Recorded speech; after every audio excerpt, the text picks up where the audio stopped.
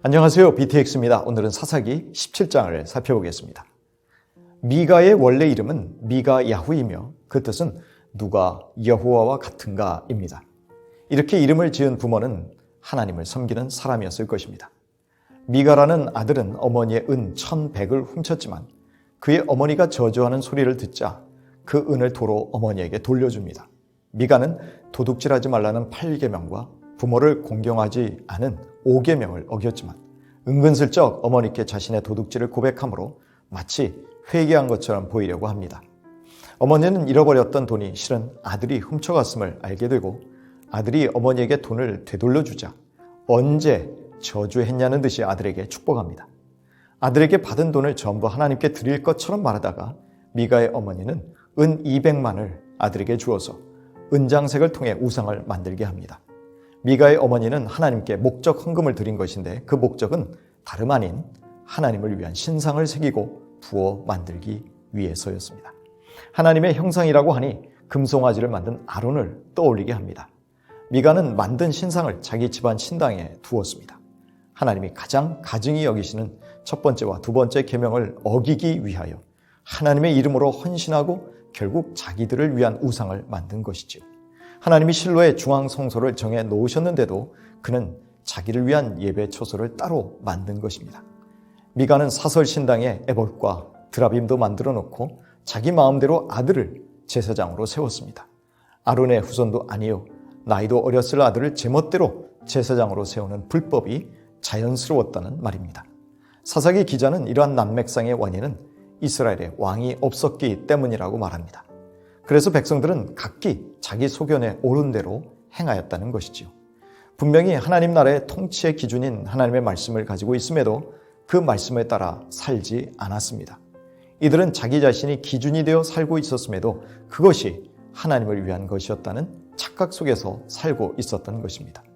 이때 유다 지파의 기업에 속한 남쪽 베들레헴에서 살고 있던 한 레위 청년이 거주할 곳을 찾다가 에브라임 산지에 있는 미가의 집에 머물게 됩니다. 그 레위인은 미가의 집에서 집안 제사장과 어른이 되어달라는 요청을 받습니다. 연봉은 은 10과 의복 1벌 그리고 숙식 제공입니다. 이 조건이 매우 마음에 들었는지 레위인 청년은 기꺼이 그 요청을 수락하고 개인 집 신당의 제사장이 됩니다. 원래 제사장은 제사의 제물과 11조가 그들의 수입인데 율법의 규정은 전혀 무시된 것입니다. 게다가 그 레위인은 미가의 아들들같이 대접을 받게 되었다는 것은 청년 레위인은 어른 노릇은커녕 자기를 고용한 사람들의 비위를 맞춰야 할 형편이었습니다. 이제 미가는 레위인을 자기 집안 신당의 제사장으로까지 고용했으니 하나님이 복을 주실 것이라는 소망과 기대에 부풀어 있었습니다.